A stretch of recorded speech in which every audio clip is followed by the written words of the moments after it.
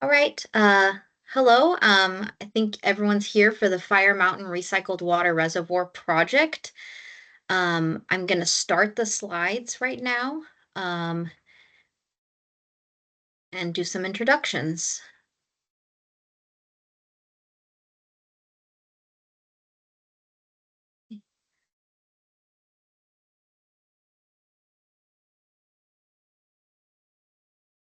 See, sorry about this. Sharing my screen. Okay. Very good. Okay. Hello, my name is Skylar Stevens, and I'm here today to discuss the City of Oceanside's Fire Mountain Recycled Reservoir project. I would like to introduce the team with me today. Philip Tunnel is the city's project manager, um, and Saul Shake is the construction manager, and Mabel Ayuda is the lead engineer. And I am helping with the outreach on the project. So today I'll be presenting the project details, construction timeline, and an overview of the benefits of this project. A recording of this workshop will be posted to the project website. Um, any participants are able to post questions in the Q&A section. I'll read the question out loud, and then one of us will answer the question. And I guess if anyone sees a question, the other co-presenters, they can just let me know.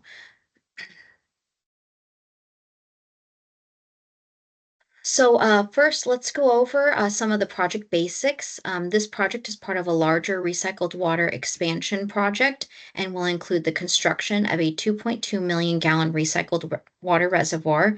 This is a tank. It's not a surface reservoir like a lake. The water, the the project will also construct a water pump station with the capacity to pump 1,150 gallons of recycled water per minute, and install piping to connect the project to the existing recycled line along Fire Mountain Drive.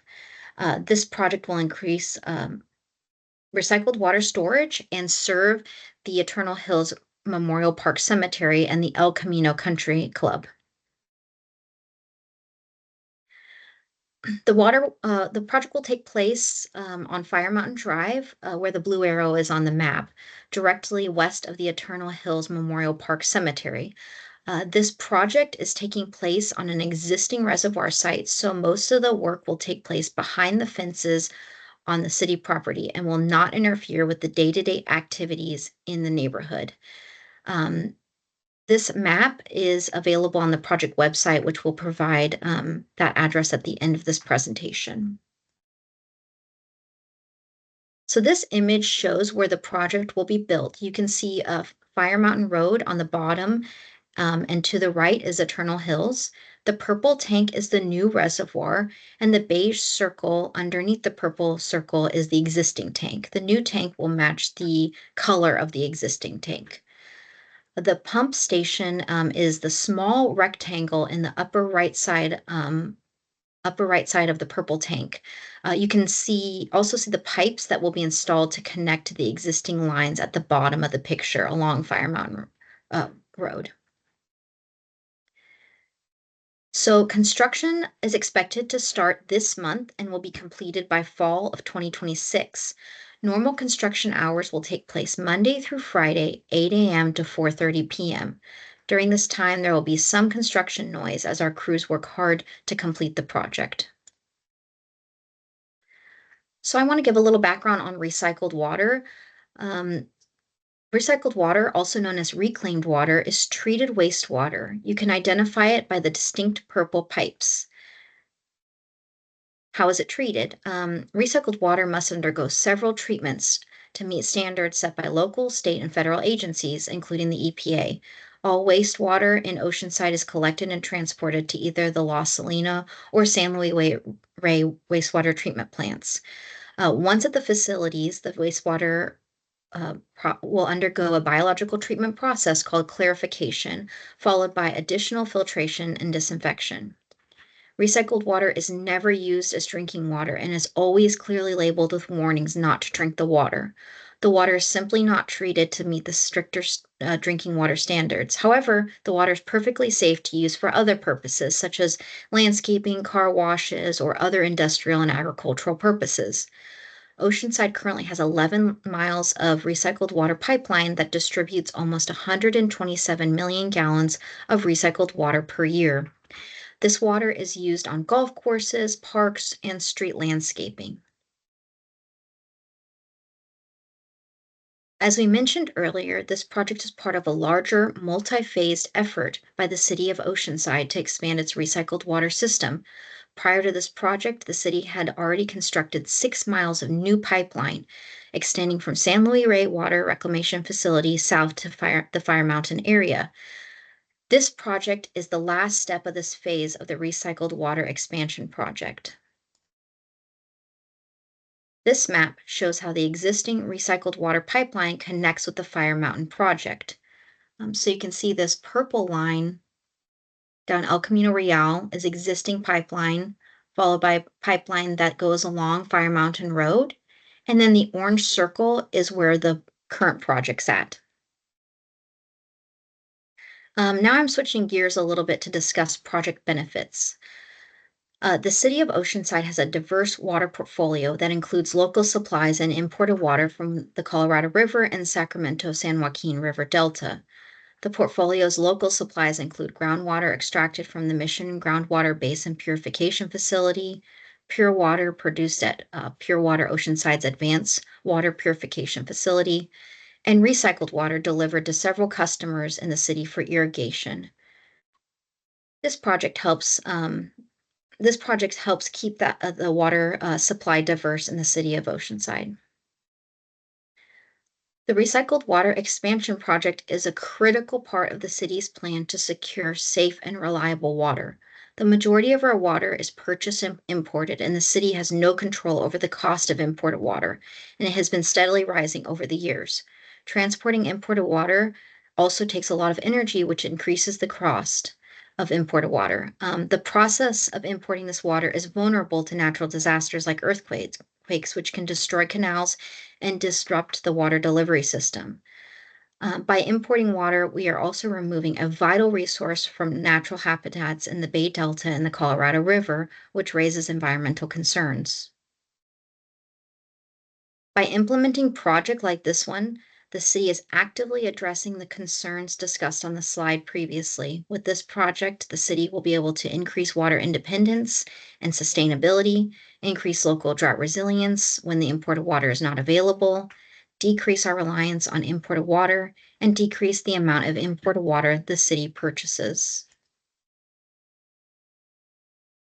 Expanding recycled water benefits the city as a whole, but also helps individual ratepayers by slowing the rising cost of water and increasing local water sustainability, lowering the stress on Oceanside's water supply, and providing more local supplies to fall back on in times of drought or other natural disasters. And I know that was pretty quick, but that's all the slides I have.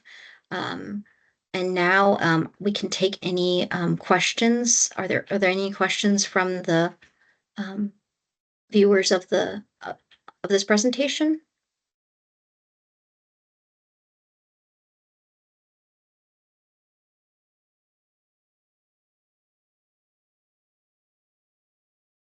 See. We can stay on for a little longer to see if there's any questions.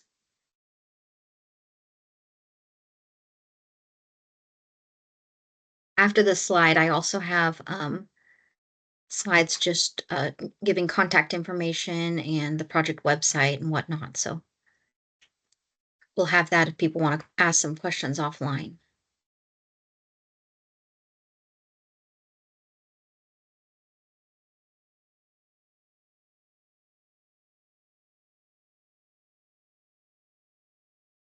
Oh, great.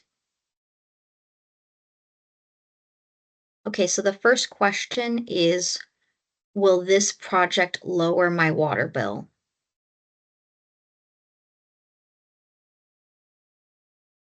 I'm not sure if someone wants to take that one. I can speak to that a little bit, Skylar. Thank you. Yeah, this is Philip Tennell, project manager on the city's side. So, completing this project, which will expand our available recycled water in the area, um, while it won't directly lower existing water bills, as was explained on one of the slides. Um, every piece of the city's recycled water system and the other local sources that we expand, every drop of water that we can produce and use locally actually helps us slow how much the potable water that you pay for as residential customers increases.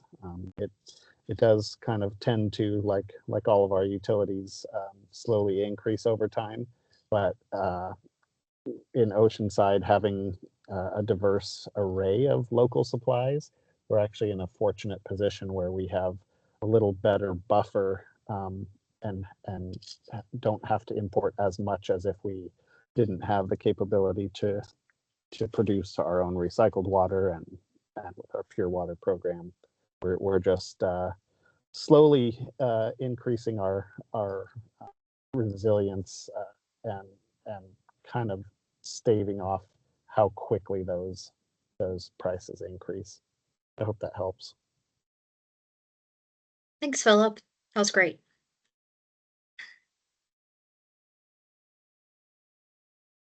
And I think we'll just stay on maybe for a couple minutes just in case anyone else has questions. And like I said, I'll give our contact information at the last slide so anyone can contact us later if they have follow-up questions.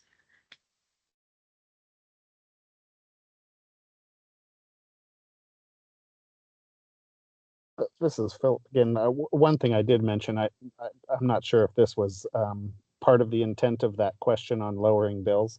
Um, I'm I answered the question mostly relative to local residents who wouldn't necessarily be using recycled for their irrigation, because at this point our recycled water is used for either commercial industrial customers, or the HOA landscaping that is common HOA landscaping. So right now we are not converting individual, like residential, customers with a house and a lawn. But just to be clear, the customers that do end up connecting to recycled, the golf courses and the Eternal Hills, their water bills will be very directly lowered. So I just wanted to clarify that.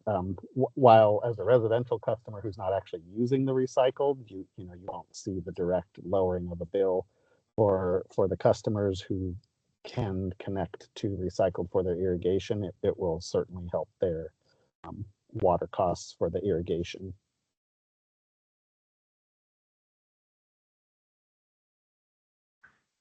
Okay, great. Thank you. Another question is, I live near the project site. Will there be a lot of noise during the day?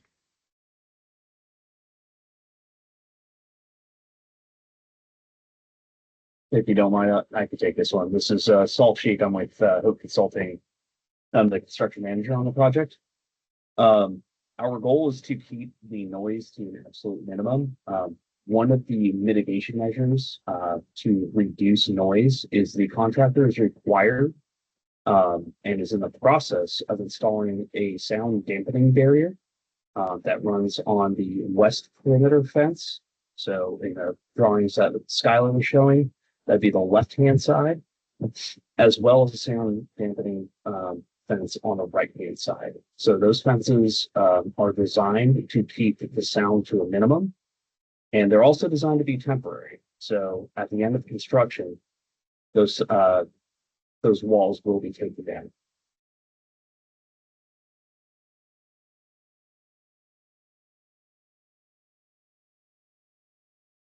Okay, next question is, what are the different construction phases be, and which would you anticipate being the loudest?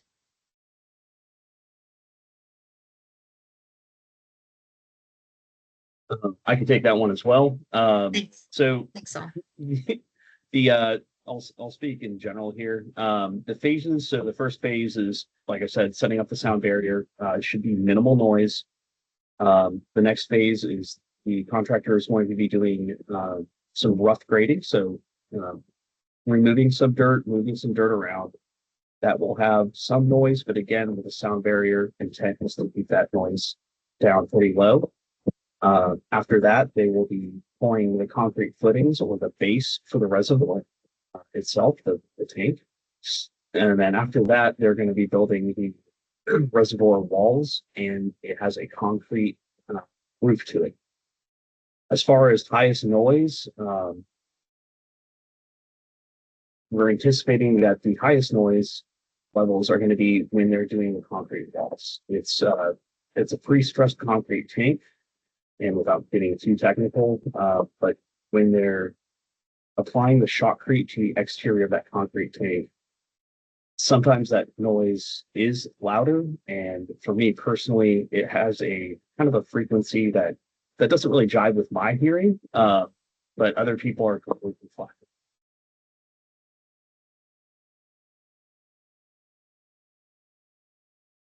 Thanks all. Give it a couple minutes to see if we get any other questions in, but I don't have any right now.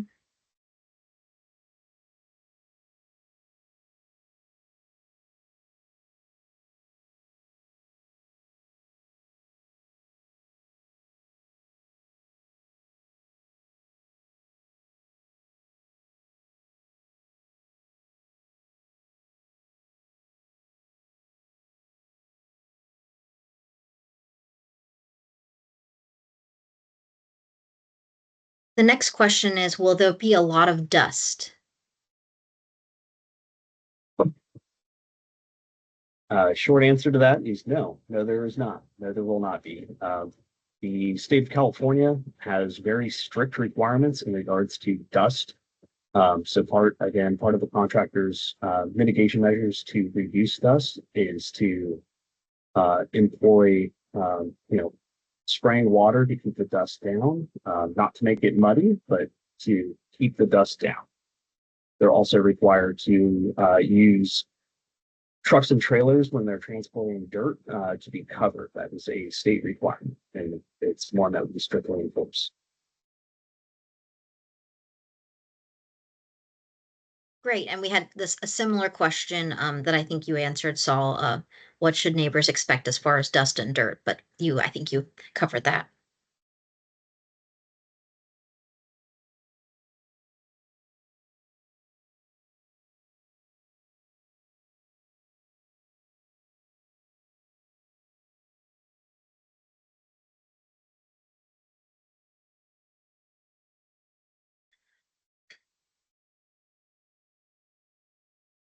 Okay, I think I'll move on to the next slide. Thank you so much for your patience during this project. We know that the project backs up to a neighborhood, so we want to be good neighbors. And if you have any questions or concerns, you can email us at the address on the webpage on this slide, or give us a call on the at the number. It goes to several of us, including Philip and myself, and so we'll get back to you.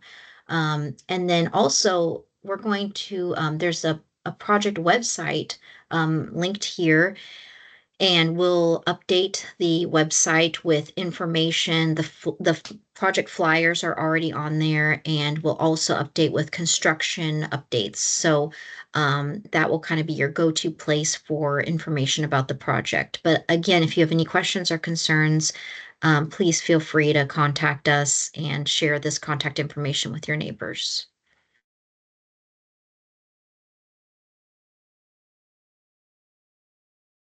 And I think that does it for us. Unless there's anyone else who wants to say anything, we can wrap it up. Thank you, Skylar. Okay, great. Thank you guys so much. Thank you, Skylar. Great job. Yeah, Thank you guys. Thank you so much for attending the event. And again, reach out if you have any more questions. We appreciate all the Q&As. Have a great evening.